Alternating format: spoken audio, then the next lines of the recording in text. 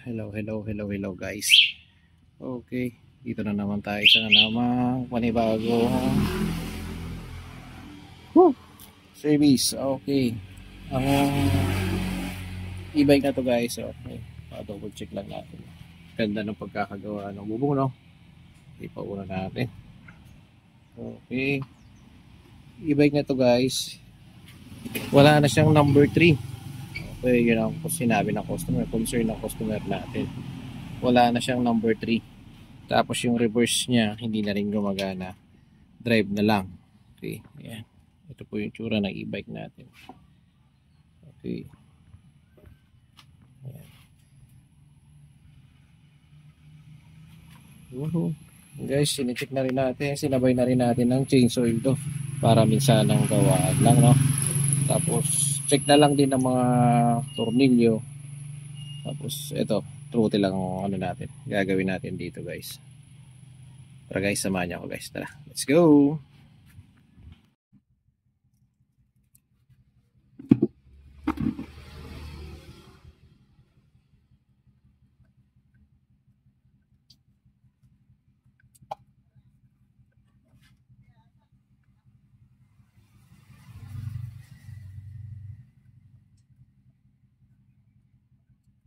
Sira na rin guys yung mga ano niya, wire holder niyo.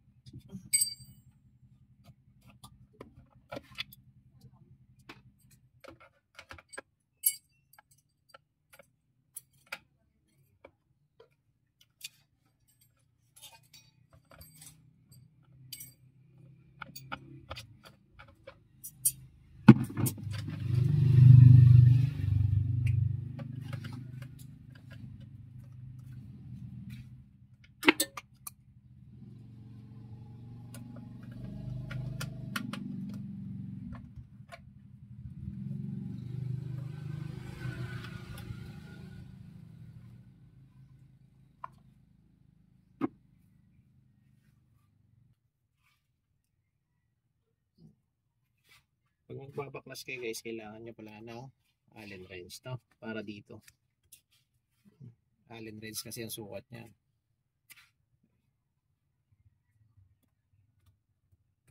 Nabaklas yan. Ganun lang kasimple. No? Pagkahugot, ayun. Tanggal na.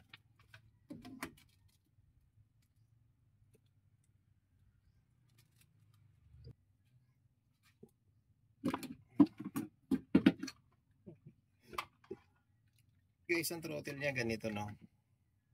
Yan.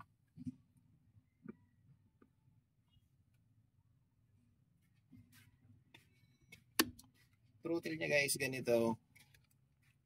Yan. Ang wirings niya ganito. Yan. Tapos ang ikakabit natin sa kanya, ganito. Iba nga lang yung wirings na, no? Okay, ano, pagkakaiba. Okay, tara guys, gawin natin mas mabilis to. Tara, let's go!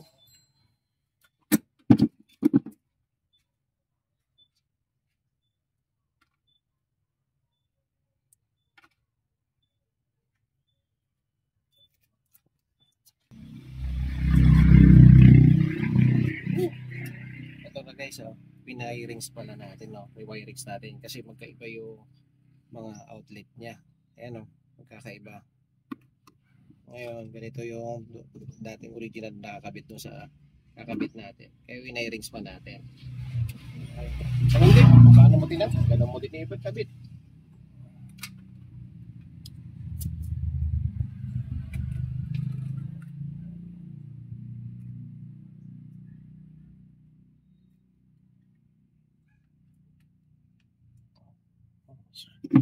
Mas gwapo lang itong bagong control. Ano nyo ngayon guys?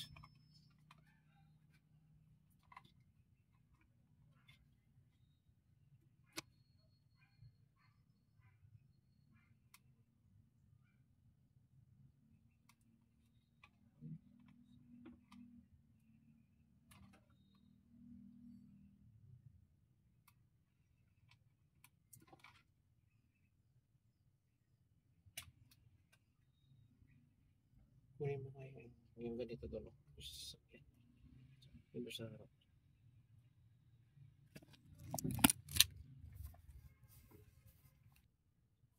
Okay, testing.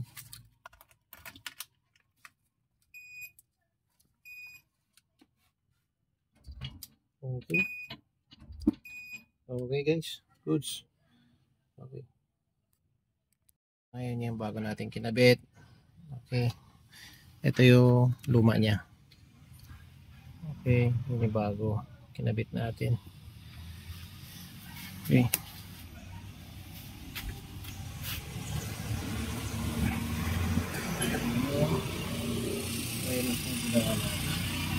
I-fix na natin yun. I-fix pa natin yan. Pabalutan pa natin yan. Okay. Yun nga pala yung nabibili sa Lazada, Shopee. Kaya sabi ng iba, magkakaiba talaga ng wirings. Kaya nga, imbis na masayang, wirings na lang natin. Inaayos natin. Ito yung mga pinagputulan niya. Yan. Ayan guys. Kaya nagawa natin yun. Kaya yun guys, kahit na mali yung wirings niyan, iba-iba yung sa mga bumibili sa Shopee, sa Lazada. Depende na lang talaga yan sa mekaniko nyo. Kung paano niya aayusin at i-handle yung wirings. Okay guys, so thank you sa pagsama sa akin. Tapos na to guys, ikakabit na lang yan. So, ito, papalitan na rin yan. Ito yung terno niya. Diba? Ang guwapo. Kabit mo. Tulak lang. Okay. Ulit guys. Okay. Yung kanyang e-bike. Okay. Tapos na rin to guys. Fix na lang yan. Tapos isasaraan na rin. Tapos okay na. Okay. Yan na siya guys. Yung kaninang green. Okay.